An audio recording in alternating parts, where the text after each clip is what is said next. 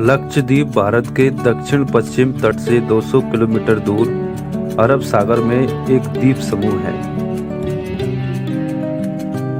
पहले इन द्वीपों को लक्का द्वीप, मिनिकॉय तथा अमीनी द्वीपी के नाम से जाना जाता था। लेकिन भारत स्वतंत्र राष्ट्र बनने के बाद इन द्वीपों का नाम मिलाकर लक्षद्वीप द्वीप समूह कर दिया गया।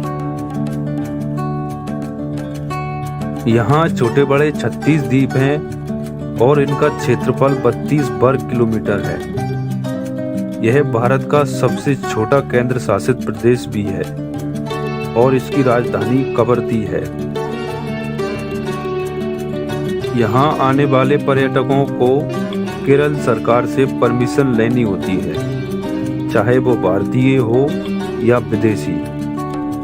लक्षद्वीप में सिर्फ 10 द्वीपों पर ही मानव आबादी पाई जाती है और यहाँ के लोग भारतीय राज्य केरल के मलयाली लोगों के समान हैं।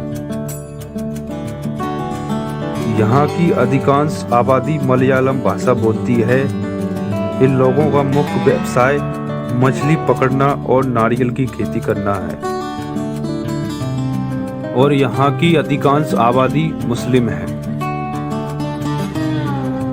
पुरातात्विक साक्ष्य बताते हैं कि 5वीं और 6वीं शताब्दी के दौरान इस क्षेत्र में बौद्ध धर्म प्रचलन में था।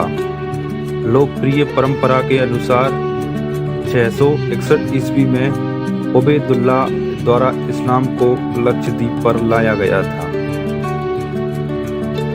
और 11वीं शताब्दी के दौरान इस द्वीप समूह पर अंतिम चोल राजाओं का भी शासन रहा।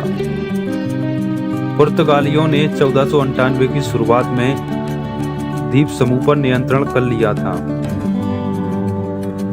और इनका उद्देश्य नारियल की जटा से बने माल का दोहन करना था। लेकिन 1545 में पुर्तगालियों को द्वीप से भगा दिया गया। अरब यात्री इब्न बतूता की कहानियों में इन द्वीपों का भी विस्तार से उल्लेख मिलता है।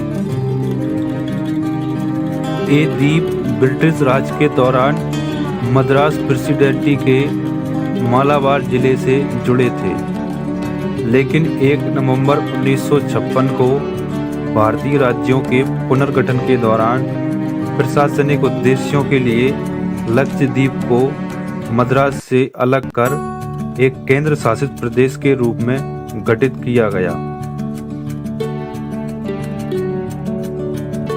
भारत स्वतंत्र राष्ट्र बनने के बाद पाकिस्तान ने इस द्वीप समूह को अपने अधिकार में लेने की कोशिश की, लेकिन सरदार पटेल की जागरूकता के चलते यह संभव नहीं हो सका और इस तरह लक्षद्वीप भारत का अभिन्न हिस्सा बन गया।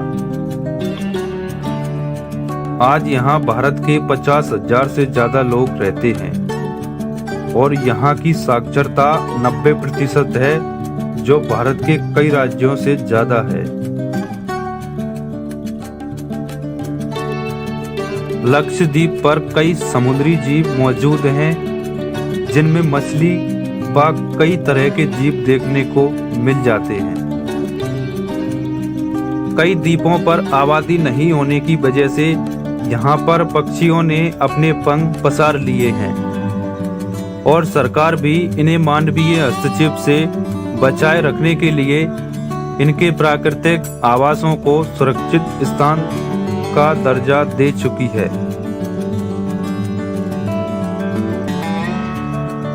लक्षद्वीप में एक ऐसा द्वीप भी है जो मानव रहित है और इस द्वीप पर समुद्री पक्षियों की 75 से ज्यादा प्रजातियां पाई जाती हैं।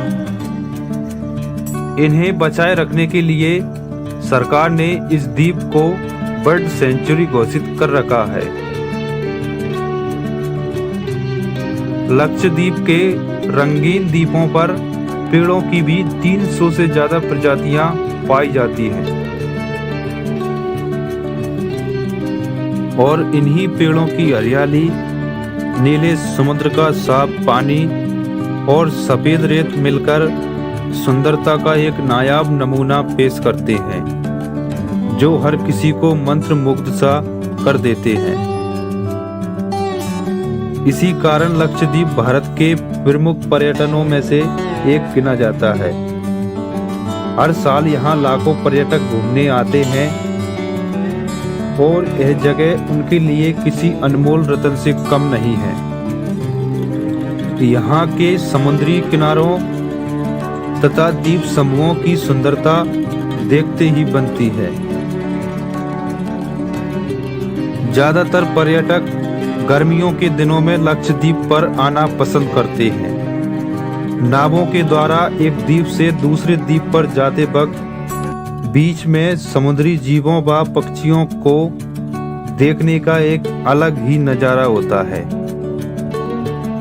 लक्षद्वीप भले ही भारत का सबसे छोटा केंद्र शासित प्रदेश हो, लेकिन प्रकृति के मामले में यह बहुत बड़ा है। इस भाग दौड़ भरी जिंदगी में लोग यहाँ बार बार आने की कोशिश करते हैं।